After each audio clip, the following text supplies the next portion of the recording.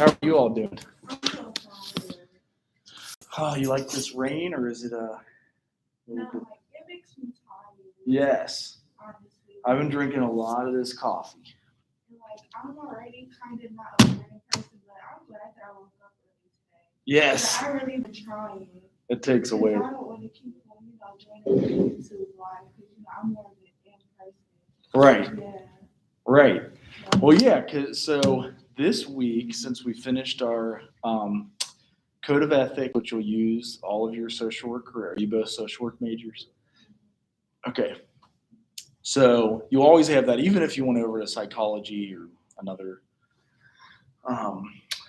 profession like counseling. Some people go to graduate school for counseling. I always recommend sticking with social work because it would take half the amount of time. If you have a bachelor's in social work, it's only 1 year to get your master's in social work.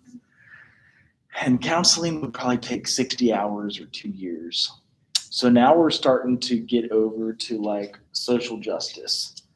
And so it's a big topic, which you already saw in the Code of Ethics.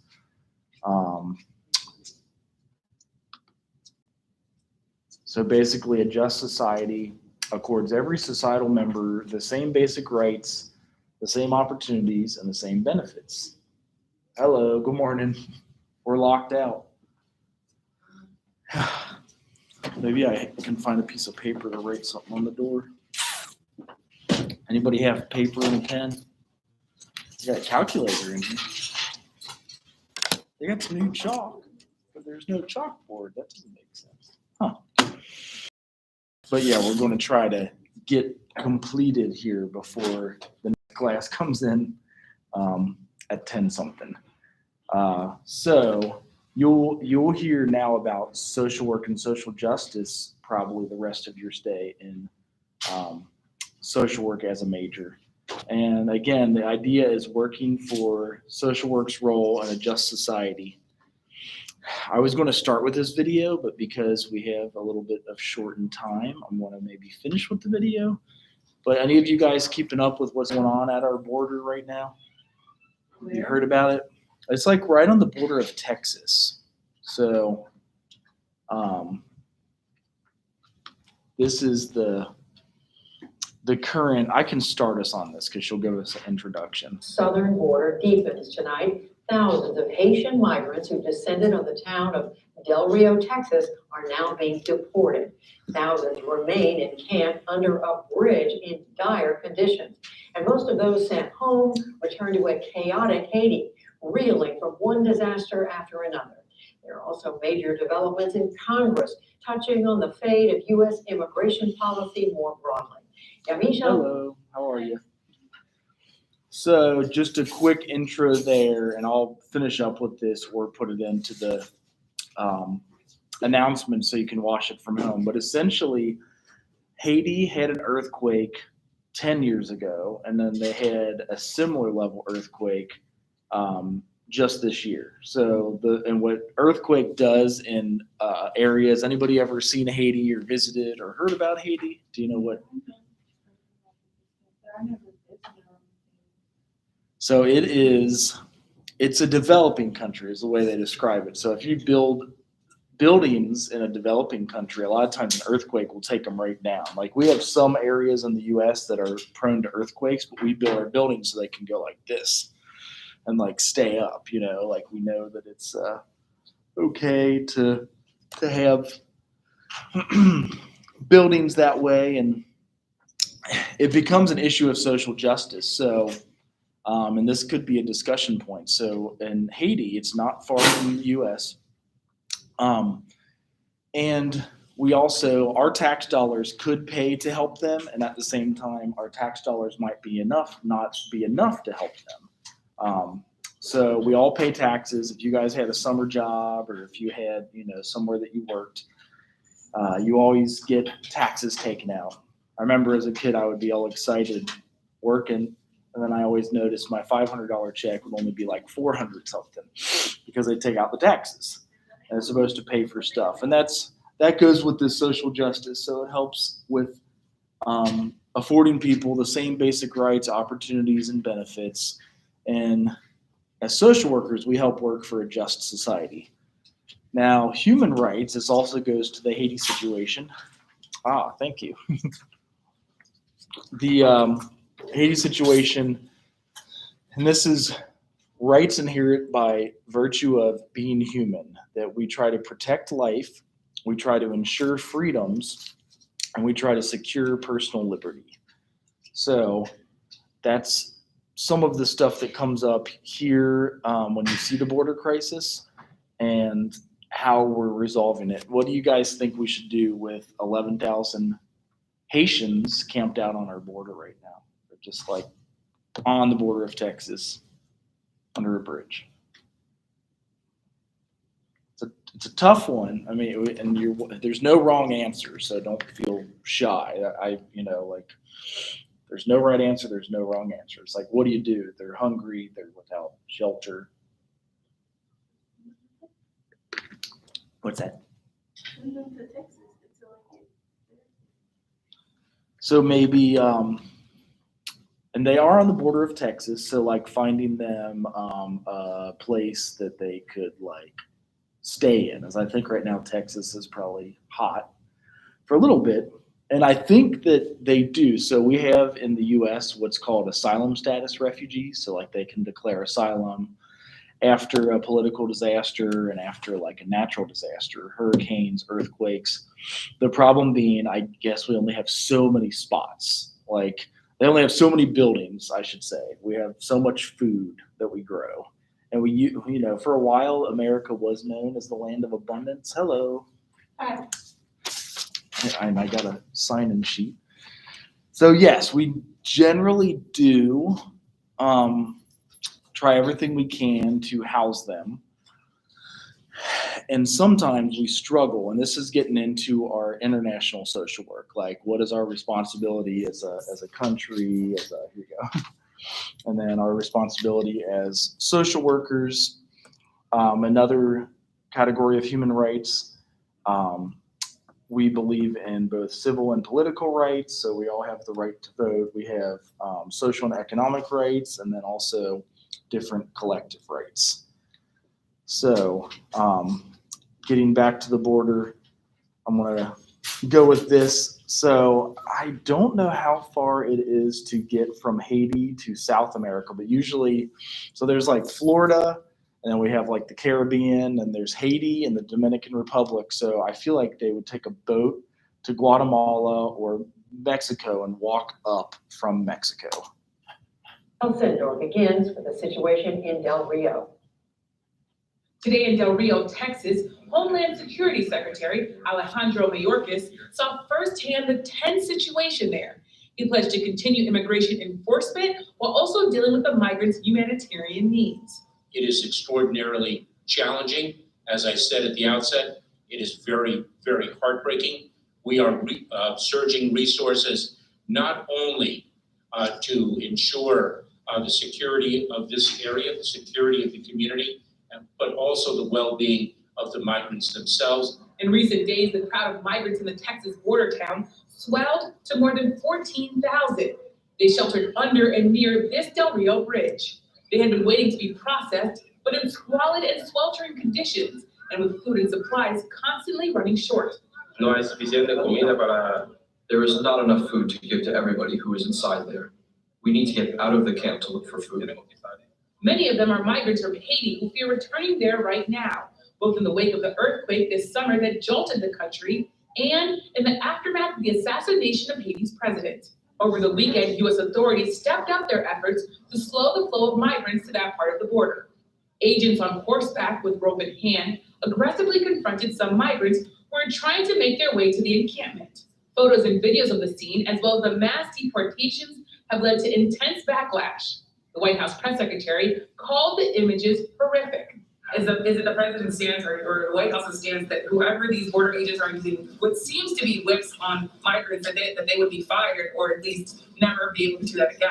Of course they should never be able to do it again. I don't know what the circumstances would be. It's obviously horrific, the footage. I don't have any more information on it, so let me venture to do that and we'll see if there's more to convey. The U.S. has started deporting many of the migrants back to Haiti and other countries in mass.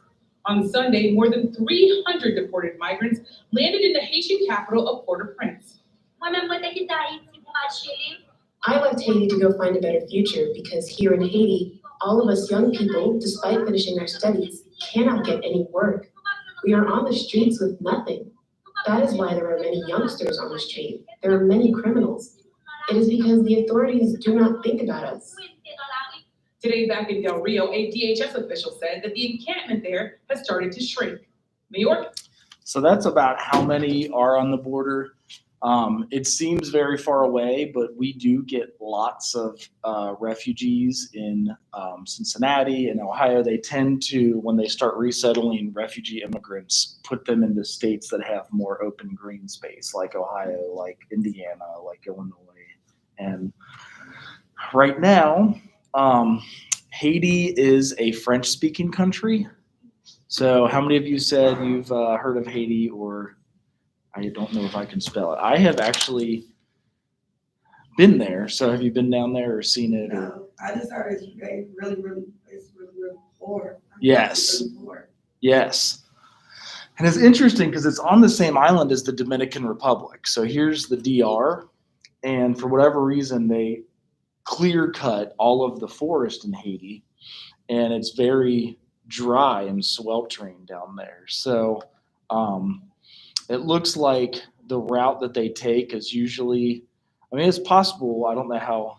I heard this is 90 miles right here from Cuba to the US. And some people like take dinghy boats across there and swim to get asylum status. Cuba is across. Yeah, Cuba is very close to the United States. No. And then they're also across from Haiti. So I don't know if some Haitians go through here or through Jamaica and or the Cayman Islands and then try to get to either Guatemala or somewhere in Mexico and then take the walk all the way up. I took a bus from here once in McAllen, Texas, and I took a bus all the way down to here in Nicaragua, right there. And it took 4 days. So I was driving a bus with like chickens on it and kind of a smelly portalet in the back. And then it was like a $300 bus ride. And I got to visit my family down here in Managua. So I'd assume if you're taking a bus, it takes longer. It can take a whole lot longer. Actually, I could ask her to open our room. But my goal was to get us finished up and field any questions you guys had about the papers, either the one due over the weekend or the one coming up next week, which we start going into international social work next. So that would include the Haitian crisis, the Peace Corps, and some of the social and economic rights that we as social workers believe everyone should have. So the next one is that we believe everyone should have a right to social welfare, and that would be economic and social and cultural rights. We also believe in the right to work. You heard the lady from the Haitian area that they had just flown them back. So actually the Biden administration is putting them on a plane right here, and they're flying them home all the way back to Port-au-Prince, which is the capital right here. So when they get there, like, are they giving them resources or is it just... When you get deported, I think that's usually what they do is say, we don't have room, no more room in the inn, and then we just give them back to their country. And I don't even know if there is at this moment resources in Haiti because it's, it's kind of a global crisis that we've seen because this is happening in a lot of spaces. I had mentioned we had a lot of refugees come from Burundi, and that's a small country in the middle of Africa here.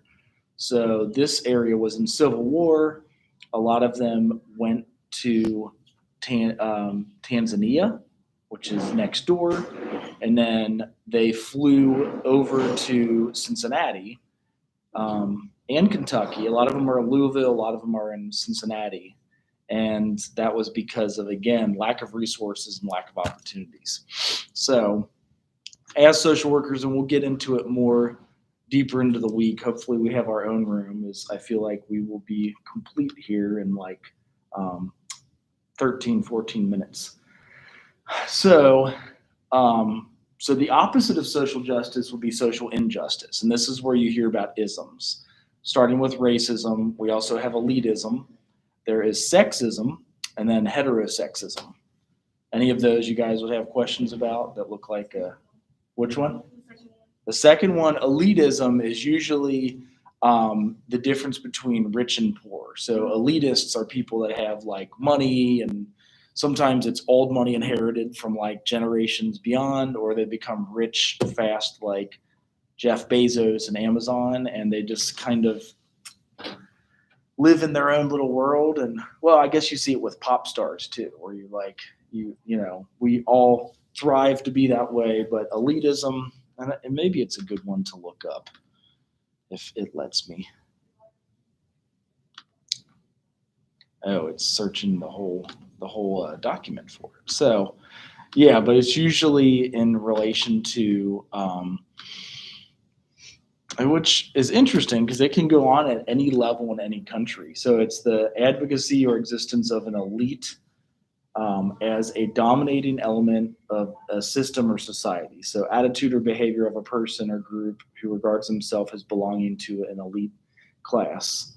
I've been accused of elitism and snobbery because of my views on grammar and spelling. So it could go to any of us. We could be like, I finished high school, so I'm better than you, or I have this degree or this job, or I'm better at grammar, so I'm better. It's a way to kind of separate yourself. And in social work, we try to do the opposite and include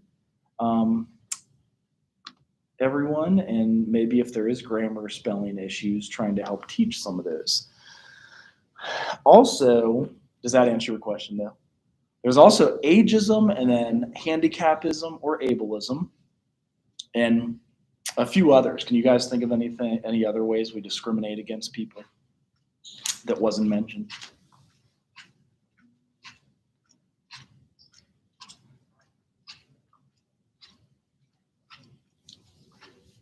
I feel like money and poverty is one of the biggest ones that we see in the United States and or even globally, you know, like education and then money resources. Hello, how are you?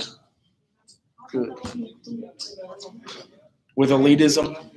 Right. Yeah, so I think, let's see here. So you go racism, elitism, sexism, heterosexism, ageism, handicapism or ableism, and then others. And yeah, you're right. So there's like several different degrees on how we, you know, have the haves and the have-nots in society. Uh-oh.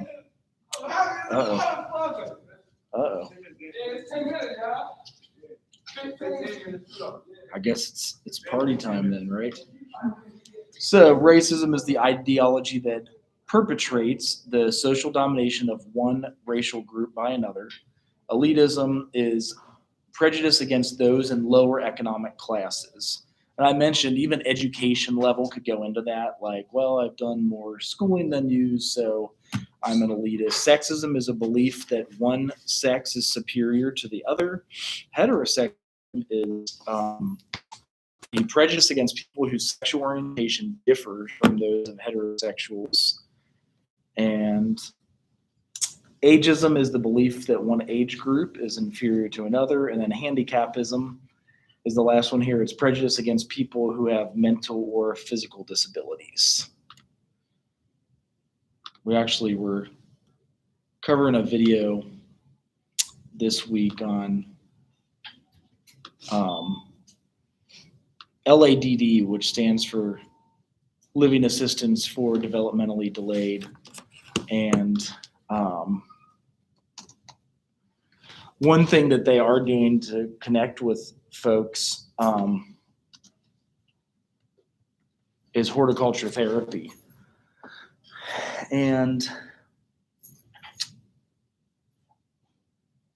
so they have several videos coming out, but just different things that they're doing to work with others in, this is a special needs house where they're working with folks. And the community gardening has been a way to connect folks instead of the opposite, like dividing folks. Let's see if I can get this to work. You belong among the wildflowers. You belong in a boat I didn't see. Sail away, kill off the hours. You belong somewhere you feel free. Hello, everybody. How was your weekend? Good. We are going to be reviewing some of the different tools that we discussed last week. Here is our fertilizer, our pot, our garden glove. I have seen those who come back with you. You belong among the wildflowers. You belong in the boat I see.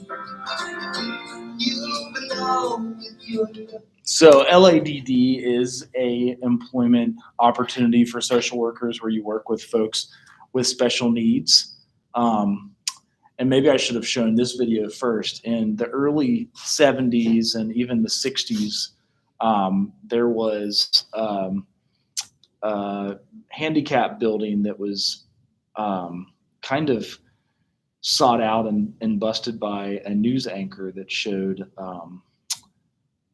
1969, it was De-Institutionalization.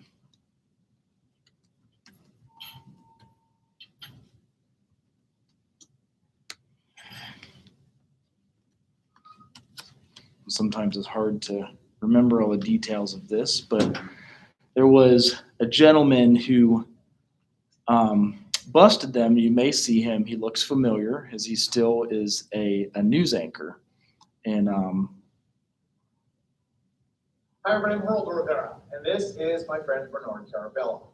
Aside from the fact that we're both Latins from Manhattan with mustaches, Bernard and I share some things in common. Half a lifetime ago, back in January 1972, our paths crossed inside a horrible institution for the mentally retarded called the Willowbrook State School on Staten Island. so in the 60s, they would put folks that had an IQ below 70 or declared retarded in institutional homes instead of the opposite, the video that I just showed you. And this is one of the gentlemen that was actually saved and sprung from here by Gerardo Rivera here. At the time, the largest institution for the retarded in the world. And despite the fact that it was in New York City, it was also one of the worst. Bernard had just turned 21 years old. He had just, when I met him, forced authorities in the institution to sign him out of that wretched place in which he had spent the last 18 years of his life, inside Willowbrook, since the age of 3. He wasted those years inside that awful place. It was the tragic result of Bernard's. So I don't know if any of you guys have seen this video before of how they treated folks that had disabilities, but this is kind of how they dealt with them before the 1970s and why this changed with social workers. Being incorrectly diagnosed as mentally retarded, though his actual condition is cerebral palsy. There's nothing wrong with Bernard's brain. But in those dark days, folks, as you probably know far better than I do, the institution, all institutions of this type, were giant catch-alls, kind of warehouses for children with all different kinds of ailments or conditions. If a kid wasn't perfect, places like Willowbrook existed, where they could be sent out of sight, maybe out of mind, certainly out of the house, out of the neighborhood, and out from under the feet of those parents and families. Over the long years since the first Willowbrook exposés, I have learned not to blame parents for what was happening to their children back then. The institution was just what society in those days felt the best alternative for people with developmental disabilities, kind of a theoretically benign warehouse where their care could be mass-produced and they could live out their almost certainly shortened lives. That system went along benefiting from a conspiracy, I think, of silence. Conspiracy of silence among the states, families, the staffs of the various institutions, and the media for decades. Then in the 1960s, Senator Robert F. Kennedy, whose own sister Rosemary, as you recall, was retarded, visited Willowbrook as the senator from the great state of New York. Senator Kennedy was appointed. So does anybody have friends, family, or even relatives that have, now they would call it a diagnosis of developmental delay, like even autism or cerebral palsy.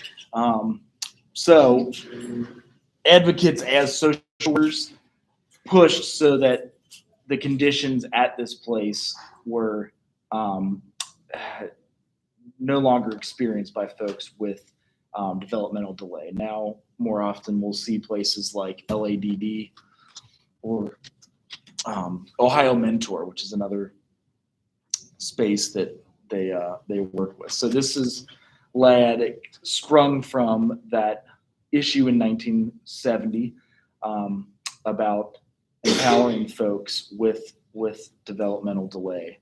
And So they ended it in 1970? yeah, they had a government-wide de-institutionalization is what they called it. So instead of having everybody pushed into institutions and kind of out of sight, out of mind, they found ways to get folks into homes like LADD and other areas that helped them to get job security and access to, now they have work that's called like piecework, and have folks do what they can with their jobs, and you can get an education with an IEP up until the age of 21. So they're having some folks, so it looks like LAD has now come up this way now too. So it's as far up as Dayton, and they do hire a lot of social workers, and it's now living alternatives for the developmentally delayed. And they were started in 1975. But before then, they usually just kind of pushed folks into big group homes where the care was not monitored by anybody and they didn't have a social worker. But that was one of the things that came of it, to get rid of that handicapism that you see here. So before we get into theories and whatnot, anybody have any questions about the handicapism? I did get your next paper up there, so that's not due until, I tried to push it until next month, so more like October 1st or October 2nd, so you would have a little bit of extra time on it instead of the end of this month. So the basis of social injustice, the theories are that social Darwinism was part of it, so which is like structural functionalism or even conflict. So going back to the border crisis, you know, the maldistribution of goods, and in a lot of situations, this going from how we treated folks that were within our own community with developmental delay and things of that nature to this border crisis. And this is something that's going to be ongoing. So we're going to hear more about this over the next several days. You guys may have some coming to your community asking for help, declaring asylum status. I think there's 11,000 living under this bridge. So it's actually a lot. It's added that the agency is still working to ramp up deportation flights. And we turn now to Yamiche at the White House, and Lisa Desjardins is here with me in the studio. So Yamiche, to you first. You have been covering this crisis in Haiti. You've also been talking to human rights activists on the ground there in Texas. What are they telling you and about all of this, and how is the White House reacting? Well, both human rights activists and the White House describe what the situation is playing out in Texas with these migrants, mostly of Haitian descent, as heartbreaking. Now, human rights activists, and specifically Haitian American activists, they say that this is really the Biden administration treating these migrants cruelly and inhumanely. I've been talking to a lot of people who are very angry at President Biden promised Haitian Americans in particular when he was trying to win their votes, but Haitians overall around the country, that he was going to treat people in a more dignified way than his predecessor, former President Trump. But there are a lot of people tonight saying these images prove that President Biden is not doing that and not keeping his word. Now, I should also note that there are human rights activists. This is on the border of Texas. So here's a quicker, like minute 59 video that The shows. makeshift camp is now home to thousands of people, migrants, mostly Haitian, aiming to start a new life in the U.S. waiting in brutal conditions to be processed by border agents. Yeah, this is today. This is today. Right. That's what I'm saying. So that I know it's shocking images, but So he let them fight and let them come over here. I think he promised their families that were citizens that he would get them Why citizenship. would he do that? We already got. Because politicians make promises a lot that Like it's already, like, come on, man. Like, right. We already got a homeless people here. We already don't have enough money to pay for things. I see a hand. Go ahead. Did you see the picture of, there was, it's videos and pictures, and it's, I forget what they're called. So basically, it's the officers chasing the Haitians on horses with whips. Did you see that picture? I think that's what she was talking about. Yeah. Yeah, Right. I seen the video and pictures very gruesome, if you ask me. I felt like the cycle's not changing. It's like the cycle's coming right back. Right. Yeah. So I can finish this because I have a feeling we will have a gentleman want his classroom in 2 minutes, but we'll finish this up and then can start it back up the next class. That's A surge so overwhelming, the Biden administration announced a new plan to swiftly deport those who do not qualify for asylum. We are working around the clock to expeditiously move migrants out of the heat elements and from underneath this bridge to our processing facilities in order to quickly process and remove individuals from the United States consistent with our laws and our policies. Flights have been arranged to speed deportations in a 72-hour period.